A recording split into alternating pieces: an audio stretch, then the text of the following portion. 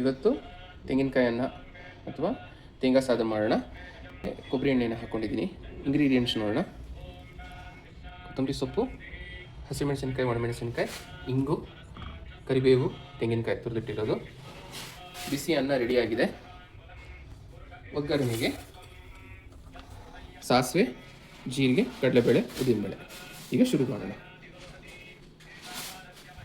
ಈಗ ಬಾಣಲಿಗೆ ಕೊಬ್ಬರಿ ಎಣ್ಣೆ ಹಾಕಿದ್ದೀನಿ. ಕೊಬ್ಬರಿ ಎಣ್ಣೆ ಬಿಸಿ ಆದ ಹಾಗೆ ಸಾಸಿವೆನ ಹಾಕ್ತೀನಿ. ಸಾಸಿವೆ ಸಿಡಿಬೇಕು. ಸಿಡಿದ ನಂತರ 1 ಸ್ಪೂನ್ ಜೀರಿಗೆ, 1 ಸ್ಪೂನ್ ಉದ್ದಿನಬೇಳೆ, 1 ಸ್ಪೂನ್ ಕಡಲೆಬೇಳೆನ ಹಾಕಿದ್ದೀನಿ. ಇದರ ಜೊತೆಗೆ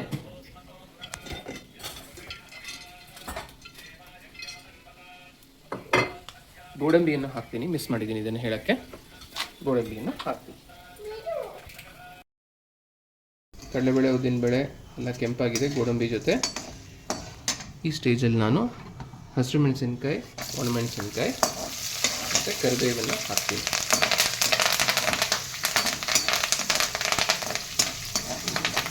ಒಂದು ರೌಂಡ್ ಚೆನ್ನಾಗಿ ಹುರಿದ ಮೇಲೆ ಇಂಗನ್ನು ಹಾಕ್ತೀನಿ.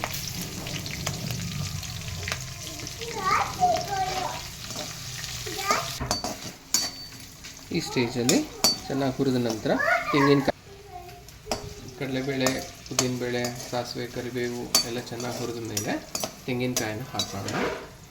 ಇದು ಅರ್ಧ ಹೋಳು ತೆಂಗಿನಕಾಯಿ, 4 ಜನಕ್ಕೆ. ನೀವು ಜಾಸ್ತಿ ಹಾಕಿದಷ್ಟು ರುಚಿ ಹೆಚ್ಚು. ಈಗ ಚೆನ್ನಾಗಿ ಒಂದು 2 ನಿಮಿಷ ತೆಂಗಿನಕಾಯಿನ ಹುರಿಯೋಣ. ಸಿಮ್ಮಲ್ಲೇ ಇಟ್ಕೊಂಡಿದ್ದೀನಿ. ಚೆನ್ನಾಗಿ ಹುರಿಯೋಣ.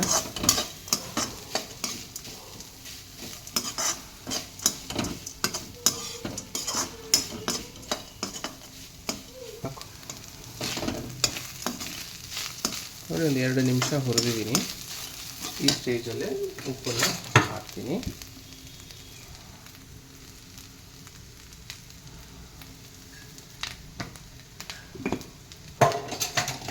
ಉಪ್ಪನ್ನು ಹಾಕಿ 1 ನಿಮಿಷ ಹುರಿದು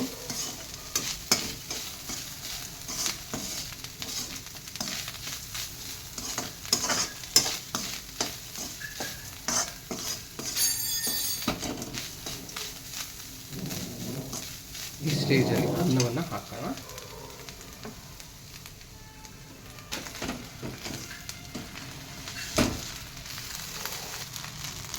ಈಗ ಕಲಸೋಣ.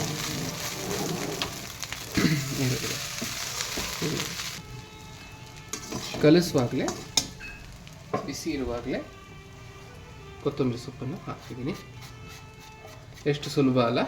Coconut rice ready. ಈಗ ಕೊಕೊನಟ್ ರೈಸ್ ರೆಡಿ ಆಯಿತು.